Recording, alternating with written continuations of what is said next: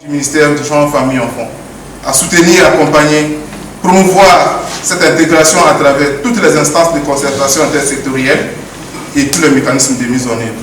Si c'est petit mot, et je juge humblement juste, je déclare ouvert l'atelier d'élaboration des modules. Du 31 juillet au 4 août 2025, Matadi a accueilli un atelier national consacré à l'intégration de la masculinité positive dans le curricula scolaire sous le haut patronage du ministère du Genre, Famille et Enfants, en collaboration avec le ministère de l'Éducation nationale et de la Nouvelle Citoyenneté. Soutenu par le PNUD, l'UNFPA, le gouvernement du Canada, les Nations Unies, Droits de l'homme, et mise en œuvre par l'ONG FMMDI dans le cadre du projet JAD, Justice, Autonomisation et Dignité.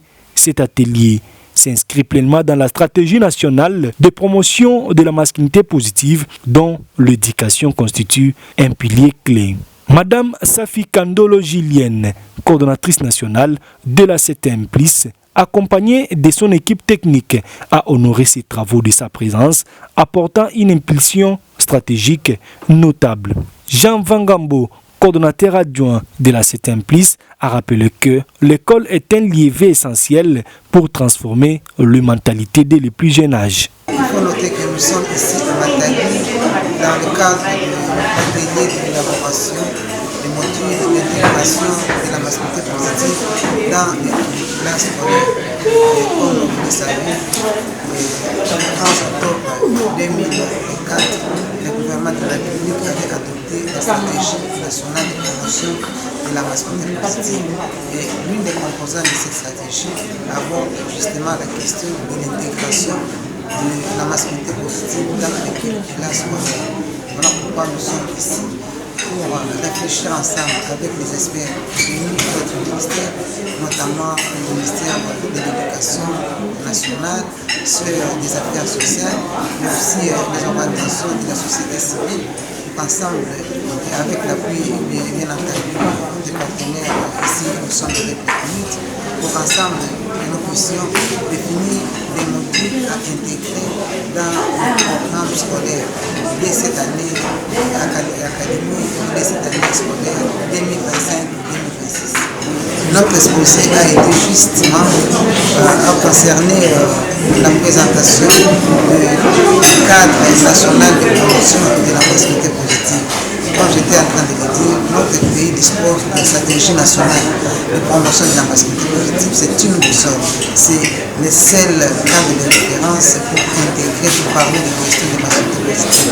Voilà pourquoi nous sommes là, pour nous assurer que effectivement la stratégie ou la masculinité positive sera intégrée de la manière que nous entendons, comme cela a été adopté dans la stratégie nationale de promotion de la masculinité positive. Nous attendons des modules élaborés par palier, c'est-à-dire à chaque niveau d'enseignement, on doit arriver à intégrer la masculinité positive en commençant par la maternelle. Je dirais ici nous avons le niveau préscolaire, le niveau scolaire et puis les niveaux secondaires et humanitaires à chacun de ces niveaux. Il faudrait qu'on introduise les notions relatives à la masculinité positive.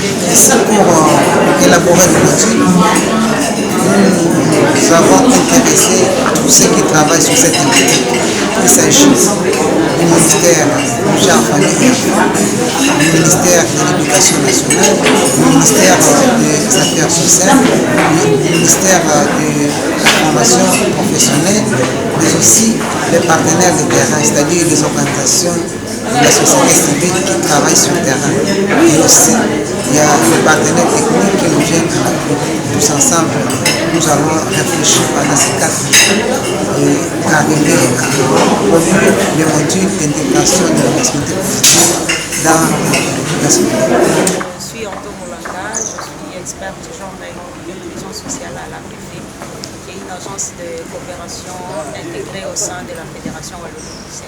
Alors l'APF participe à cet atelier technique d'élaboration du module sur la masculinité positive à intégrer dans les curricula scolaires sur invitation du ministère du Genre, Famille et Enfants à travers la cellule technique mixte des masculinités positives, tout simplement parce qu'au niveau de l'APF, nous avons aussi un vaste programme que nous développons sur la question de l'égalité filles-garçons, la notion de masculinité positive ainsi que la lutte contre les violences basées sur le genre.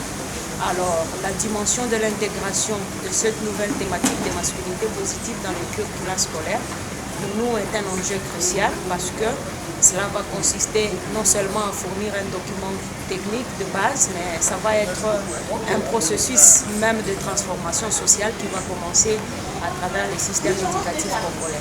Voilà l'importance de notre présence. Le déroulement de la première journée, c'est comme on dit, la thématique même, elle est très intéressante. Et même la matière développée tout au long de cette thématique.